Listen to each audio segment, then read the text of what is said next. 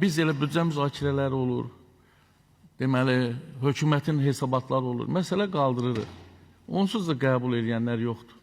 Misal deyək ki, mən 450 dənə aktlaşdırılmış ev təmirin gözləyir zəlzələdən, Ağsu rayonunda.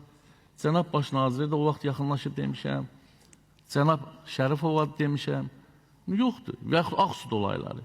Ümumiyyətlə, indi bizə cəmaatın qəzəb ona yolub ki, niyə danışırsınız? Onsuz heç bir təklifiniz qəbul olmayacaq. Mən onlarla illər üzrə təklif vermişəm. Desinlər biri olub mu? Amma indi bir təklif eləmək istəyirəm. Axı, mənim nə qərəzim ola bilər? Xahiş edirəm, onu qəbul olunsun. Mənim təklifim ondan ibarətdir ki, bugün biz qazi intiharları bizi çox narahat edir. Dövlətimiz kifayət qədər şəhid ailələrinə, qazilərə, veteranlara qayğı göstərir.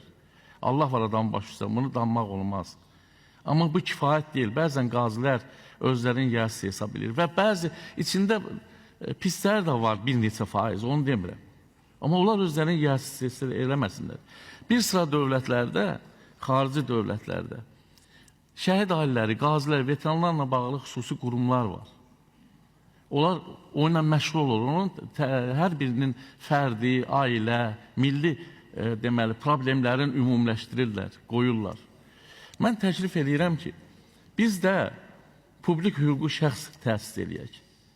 Komitəmi ya nəsə eləyək və orada onlar birbaşa deməli, məşğul olsunlar. Həm də hər hansı bir indi deyək ki, obyekt yaradan, müəssisə yaradan, iş götürən adamlar müəyyən faiz onun fonduna pul köçürsün.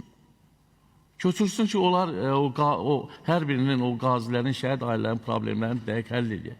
Misal, o vaxtı biz dedik, ümumiyyətlə mən o tükanların ləğvi ilə bağlı narazılar edim. Misal, 600 dənə qazinin tükanı bağlandı o zaman. 600 ailə çörəksiz qaldı. Və yaxud qazi gedir, bir dənə balaca bir iş tapır, dərhal onun pensiyasını kəsirlər. Bəs necə dolansın, axı saxlaya bilmir. Və yaxud deyək ki, xahiş edirəm, məsələyə baxaq, keçən dəfə dedim, dizdən aşağı, yarım santimetr aşağıdırsa, ikinci qrup vermək olmaz, üçüncü qrup. Kişi şikəstdir. Bunu düzəliş eləyin, ikinci qrup verində.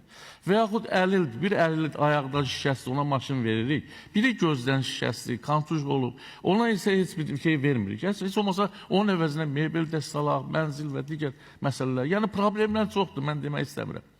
Misal, bizim qonşu ölkələrdən birində, hətta kənd səviyyəsində belə, kimsə bir iş qurursa, gedir o kənddə qazi varsa, şəhid ailəsi varsa, onun özünü ortaq edir. Bizim nə qədər imkanlı vətəndaşlarımız var, sahibkarlarımız var.